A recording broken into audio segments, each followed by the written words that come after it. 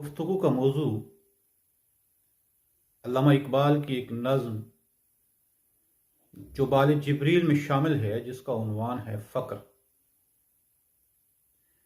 میں نے مختلف شارعین کی شرحوں کو دیکھا ہے۔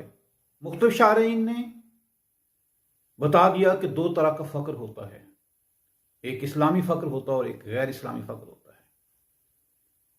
اب مجھے یہ نہیں سمجھ آئی کہ اسلامی فقر کیا وہ کلمہ پڑھتا ہے، اور دوسرا فقر جو ہے وہ کسی مندر میں جاتا ہے۔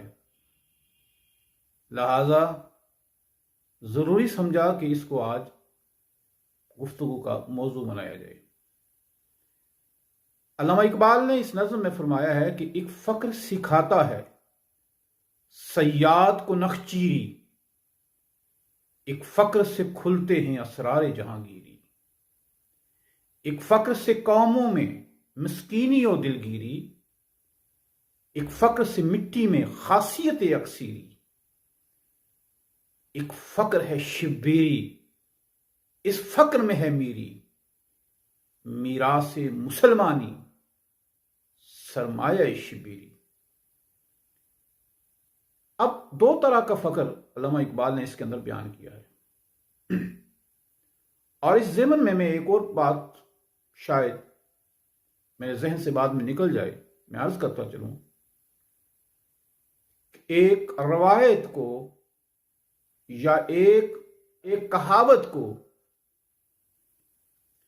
حدیث نبوی صلی اللہ علیہ وسلم سے منسوب کیا جا رہا ہے، جو حقیقت میں قطعی طور پر حدیث نبوی نہیں ہے۔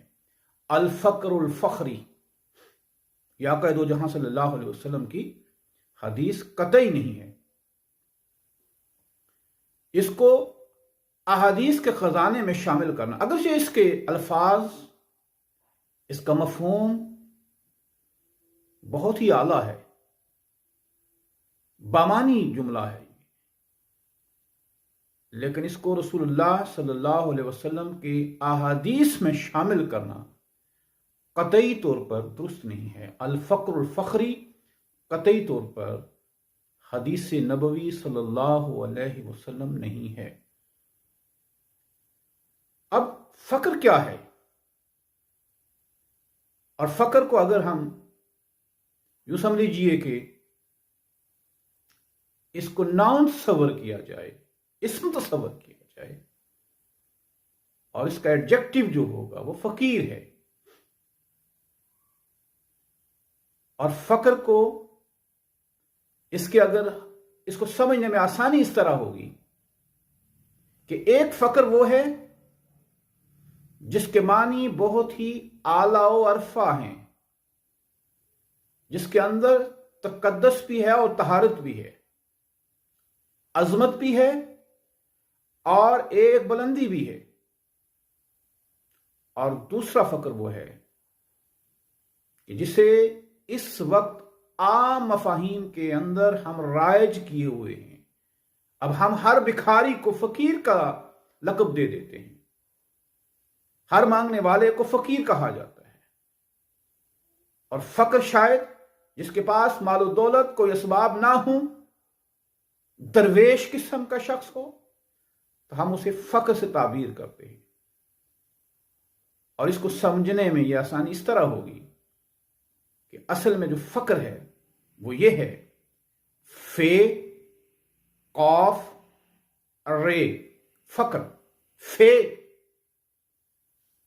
اور اسی کا اگر ہم دیکھیں کہ اس کے ایڈجیکٹو پہ اس کی، تو وہ فقیر ہے، اور فقیر کے اندر یہ بھی، اگر فقیر ہوتا کون ہے کہ فے قاف یہ رے، فے، ایسا شخص جو فاقہ کشت ہو، جو فاقے برداشت کر لے، جو فاقے سہ لے، لیکن کسی کے آگے اپنی خودی کو بیچ کر ہاتھ نہ پھیلائے،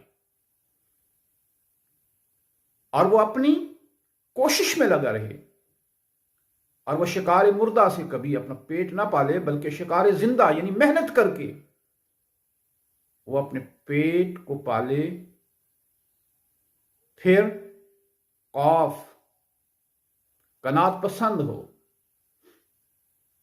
کہ اسے جو اپنی محنت کے صلے میں مل جائے اس کا اللہ تعالیٰ کا شکر ادا کرے اور قناعت کرے کہ اے مولا تو ہی دینے والا ہے، تو نے دیا تو بے حساب دیا، اور پھر وہ اچھے کی تلاش میں بھی رہے، یہ نہیں کہ اسی پہ کانے، بلکہ وہ اس کی آگے جستجو کرے، تلاش کرے اور بہتر سے بہتر بننے کی، بہتر سے بہتر حاصل کرنے کی بھی کوشش کرے۔ اور یہ وہ صرف فاقہ کشی نہ ہو، قناعت پسند ہی نہ ہو، بلکہ یاد الہی میں بھی مشغول ہو۔ اب یاد الہی کیا ہے؟ کہ وہ جو کام بھی کرے، وہ استاد ہے تو پڑھاتے وقت اسے اللہ کی یاد ہونی چاہیے کہ مجھے ایک ایسی طاقت دیکھ رہی ہے، ایک ایسی ہستی دیکھ رہی ہے جس نے مجھے ایک خلیفہ بنا کر اس دنیا کے اندر بھیجا ہے، اور وہ میرے کام کو، میرے اعمال کو، میرے امر کو، میرے فعل کو، میرے قول کو دیکھ رہا ہے، اور اس نے اس کا حساب لینا ہے۔ وہ مزدور ہے تو یاد الہی میں مشغول رہے کہ جو کام میرے ذمہ ہے، ایک طاقت مجھے دیکھ رہی ہے اور مجھے اس کے بابت اس نے مجھ سے حساب لینا ہے۔ ایک ڈاکٹر ہے تو وہ اپنا کام کرتے وقت اللہ تعالیٰ کو دل و ذہن کے اندر ہر وقت یاد رکھے، وہ صرف تسبیح نہ کرے بلکہ اسے پتا ہو کہ میں جو کام کر رہا ہوں اس کو مانیٹر کرنے والا وہ ہے جس نے مجھے ذمہ داریاں دے کر اس دنیا کے اندر بھیجا ہے، اور میرے پاس آتے ہیں میں ان کو اس کی مخلوق سمجھ کر کس طرح اس کی مخلوق کی خدمت کروں،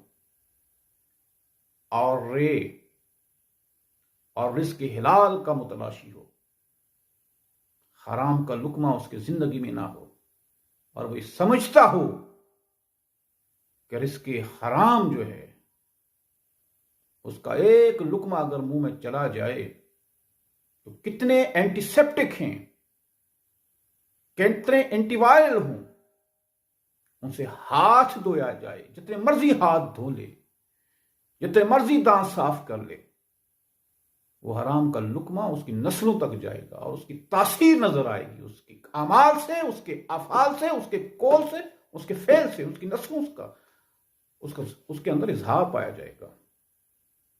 اگر حلال کا لقمہ ہے تو وہ بھی اس کی نسلوں سے پتہ چلتا ہے، پتہ نسب کا کہاں رنگ و بو سے ہوتا ہے، اور یہ تجزیہ تو فقط گفتگو سے ہوتا ہے۔ اس کی نسلیں ایک لفظ ہی بولتی ہیں، منہ سے الفاظ ادا کریں گی تو پتہ چل جائے گا ان کے رگ و پہ کے اندر، ان کے رگ و ریشے کے اندر حلال کا رزق کیا ہوا ہے، حلال کا رزق کھایا ہوا ہے، کا لطفہ ہے، اور نہ ہی حرام کا لقمہ ہے اس کی نسل کے اندر۔ یہ اس کی نسلوں سے ظاہر ہوتا ہے، اور ایک فقیر کی یہ شان ہے کہ وہ رزق حلال کا بھی متلاشی رہتا ہے۔ یعنی فقر کیا ہے؟ کہ جس کے اندر فاقہ کشی بھی ہو، قناعت پسندی بھی ہو، رزق حلال کا جذبہ بھی ہو، اور وہ کسی کے آگے ہاتھ نہ پھیلائے۔ یہ ایک فقر ہے۔ اور دوسرا فقر وہ ہے جس کا ذکر ہے کہ وہ فقر جسے ہم نے فقیر بنا لیا، گدا بنا لیا، بھکاری بنا لیا، کہ در در کے آگے جھکے، در در کے آگے کشکول لے کر پھرے، ہر در کے آگے وہ اپنا ہاتھ پھیلائے اور اپنے ہاتھ پاؤں توڑ کر بیٹھ جائے جو اللہ تعالیٰ نے اسے محنت کرنے کے لیے ودیت کیے تھے۔ اب اقبال فرماتے ہیں کہ فقر سکھاتا ہے صیاد کو نخچیری۔ ایک فقر وہ ہے جسے عام نظروں کے اندر، جس وقت معاشرے کے اندر بھکاری پن جس کو ہے، جس کے آگے ہاتھ پھیلانا ہے، وہ فقر ایسا ہے کہ ایک شکاری کو شکار بنا لیتا ہے اپنا۔ اب مومن جو ہے یا مسلمان جو ہے یا انسان جو ہے، اس کو اس دنیا کے اندر کائنات کو مسخر کرنے کے لیے، تسخیر کرنے کے لیے، شکار کرنے کے لیے بھیجا گیا ہے۔ وہ اس کائنات کے تمام تر مظاہر کا شکاری ہے۔ لیکن جب وہ کسی کے آگے ہاتھ پھیلاتا ہے، کسی کے آگے دست دراز کرتا ہے، محنت سے کام نہیں لیتا، صرف مانگ تانگ کا گزارا کرتا ہے، تو وہ فقر انسان کو دوسروں کے آگے جب جھکنے پہ مجبور کر دیتا ہے تو وہ شکاری خود شکار کا شکاری ہو جاتا ہے. وہ جس کو شکار کرنے گیا تھا اس کا شکاری ہو جاتا ہے، اس کے دام میں پھنس جاتا ہے. یعنی وہ کائنات کا غلام ہو کے رہ جاتا ہے. وہ کائنات کی خواہشات اس کے اندر ہر وقت جو ہیں وہ رہتی ہیں، اور اپنی چھوٹی چھوٹی خواہشات اور ضروریات کو پورا کرنے کے لیے وہ دوسروں کے آگے ہاتھ پھیلاتا ہے. اور ایک فقر کی نشانی یہ ہے، اور اس فقر کی نشانی یہ ہے جو اعلیٰ ترین فقر ہے کہ انسان اپنی ضروریات اور خواہشات کا تعین کر لے. ہمارے ہاں یہی ایک پرابلم ہے کہ ہم نے اپنی ضروریات اور خواہشات کا تعین نہیں کیا. اب خواہشات کے اندر بھی تو ایک تو ضروریات ہے، انسان کا کھانا وہ لازمی ہے، وہ نہ کھائے گا تو مر جائے گا، یہ اس کی ضرورت ہے. لیکن یہ کہا جائے اس کی یہ خواہش ہو کہ مجھے جو کھانا ملے وہ سونے ہیرے اور چاندی سے منقش برتنوں کے اندر ملے، اور ان کے اندر ایسا ماحول ہو کہ وہ اس کے اندر اڑتا ہوا اپنے آپ کو محسوس کرے. یہ اس کی خواہش ہے، لیکن اس کی ضرورت کیا ہے؟ کھانا. اس کی ضرورت یہ ہے کہ وہ ایک ملک سے دوسرے ملک جا رہا ہے، اسے سفر کے لیے ایک ہوائی جہاز کی ضرورت ہے، اسے ایک ایسی سواری کی ضرورت ہے جو اسے ایک جگہ سے دوسری جگہ منتقل کر جائے. اور اس کے لیے عام طور پر بھی وہ جا سکتا ہے، لیکن وہ چاہتا ہو کہ میرے لیے ایک ایسا ہوائی جہاز ہو جس کی سیٹیں سونے سے بنی ہوئی ہوں، جس کے واش روم سونے سے بنے ہوئے ہوں، جس کی سیڑھیاں سونے سے بنی ہوئی، جس کے تمام تر لوازمات جو ہیں، جس کے جو بیڈ ہیں، جو بستر ہیں اس کے اندر لگے ہوئے ہوں، اور اس کے اندر وہ آرام سے ساتھ سویا وہ بھی سونے کے ہوں. حالانکہ اسے نیند ہی کرنی ہے، لیکن پرابلم یہ ہے کہ اس کی خواہش ہے، یہ اس کی ذاتی خواہشات ہیں. اور جب انسان ان خواہشات پہ قابو پا لیتا ہے تو انہیں ضبط نفس کہا جاتا ہے. لیکن ایک انسان کے پاس عظیم خواہشات بھی ہوتی ہیں. یہ اس کی خواہش ہے کہ وہ ایک ایسی دوا، ایسی میڈیسن ایجاد کرنا چاہتا ہے جو کینسر جیسے مرض کی تشخیص کر سکے، جس کو علاج ہو سکے، ایک لامرض علاج کا علاج ہو سکے. ایک ایسی دوا کہ جس سے تمام تر آج تک انسان کے جتنے گردے فیل ہو رہے ہیں وہ دوبارہ سے ٹھیک ہو جائیں. وہ ایسی دوا استعمال بنانا چاہتا ہے، اس کی خواہش ہے. اور وہ ہمہ وقت اپنی لیبارٹری کے اندر لگا ہوا ہے کہ دل کے جتنے مریض ہیں ان کو ایک ٹیبلٹ ایسی دی جائے کہ دل کے جتنے بھی عوارض ہیں، اس کی جو بند شریانیں ہیں، وہ خود بخود چلنا شروع ہو جائیں. انہیں آپریشن کی ضرورت نہ پڑے، انہیں کسی سرجری کی سے کاٹ چھانٹ کی ضرورت نہ پڑے. کہ اس کی عظیم خواہش ہے. ایسی خواہش کا اس کے لیے وہ اعلیٰ ترین خواہش ہے. اور وہ فقر، دوسرا فقر ہے کہ ایک فقر سے کھلتے ہیں اسرار جہانگیری. اور جب یہ فقر انسان کے اندر آ جاتا ہے، فاقہ کشی والا، قناعت والا، یاد الہی والا اور اس کے ہلال والا، تو جو غلام ہوتے ہیں ان پر بھی بادشاہی کے راز منکشف ہوتے ہیں. اب بادشاہ کیا ہے کہ اسے کسی کی ضرورت نہیں ہے، اسے کسی کی حاجت نہیں ہے، وہ کسی کے آگے ہاتھ نہیں پھیلاتا. اس کے پاس افواج بھی ہیں، مال بھی ہے، اسباب بھی ہیں، سلطنت بھی ہے، گھوڑے بھی ہیں، تمام چیزیں ہیں.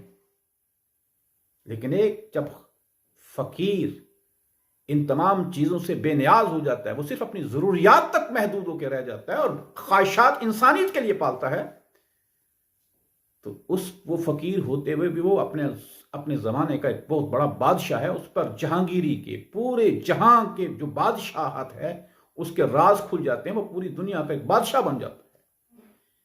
ایک فقر سے قوموں میں مسکینی اور دلگیری.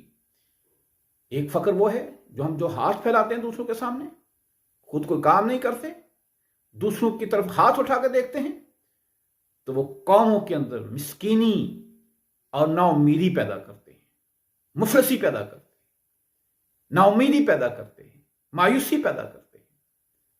ایک فقر سے مٹی میں خاصیت اکثیری، اور دوسرا فقر وہ ہے جو عظیم فقر ہے، جو ایک مسلمان کی میراث ہے، جو ایک مومن کی میراث ہے۔ وہ اگر فقر ہاتھ آ جاتا ہے تو اس سے مٹی میں بھی اکثیری پیدا ہو جاتی ہے۔ وہ نہ صرف مٹی کو سونا بنانے کا کلیہ اس کے پاس آ جاتا ہے، بلکہ اس کے پاس ایک ایسا کلیہ آ جاتا ہے کہ وہ اگر مٹی کو بھی ہاتھ لگائے گا تو سونا بن جائے گا، وہ جس کو بھی چھوئے گا وہ سونا بن جائے گا۔ اب سونا بننے سے مراد کیا ہے کہ وہ اپنی محنت سے جس کام کے اندر ہاتھ ڈالے گا تو اس محنت کا شاہکار اس کے سامنے نظر آئے گا اور پوری دنیا اس کو داد دے گی۔ اور ایک فقر ہے شبیری، اس فقر میں ہے میراث مسلمان، سرمایہ شبیری۔ اور جو حضرت امام حسین رضی اللہ تعالی عنہ کا جو فقر ہے، کیا فقر تھا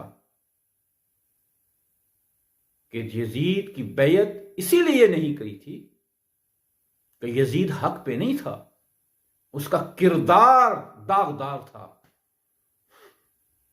اور بیعت کیا ہے؟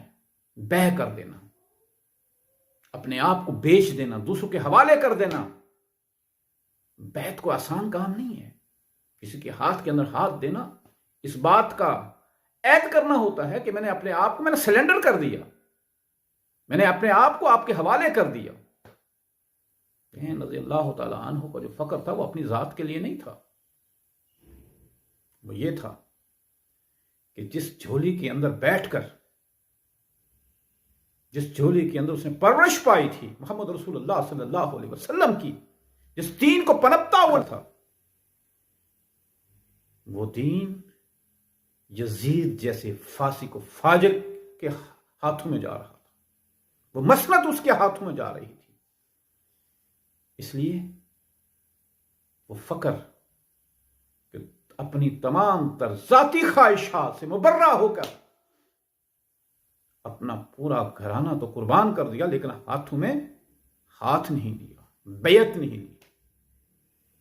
یہ فقر ہے جو مسلمانوں کا سرمایہ ہے، جو فقر حسینی ہے، جو حضرت امام حسین کا فقر ہے۔ دراصل مسلمانوں کا یہ سرمایہ ہے کہ اپنی خواہشات کے لیے نہیں بلکہ عظیم خواہشات کے لیے سر تو کٹا دیا جائے، باطل کے سامنے جھکایا نہ جائے۔ سر کٹ تو جائے گا، جھکے گا نہیں۔ یہی مسلمانوں کی میراث ہے، یہی سرمایہ ہے، اور یہی اصل فقر ہے۔ کسی بھی ایسی آفر کو قبول نہیں کیا، کسی بھی ایسی خواہش کا اظہار نہیں کیا کہ میرا یہ کام ہو جائے تو میں یہ آگے سلنڈر کر دوں گا، بیعت کر لوں گا۔ نہیں، 72 بھی اگر قربان ہوتے ہیں تو ہو جائے، لیکن میں اپنے نانا محمد رسول اللہ صلی اللہ علیہ وسلم کے دین کو یزید کے ہاتھوں میں رلتا ہوا دیکھنا گوارا نہیں کر سکتا۔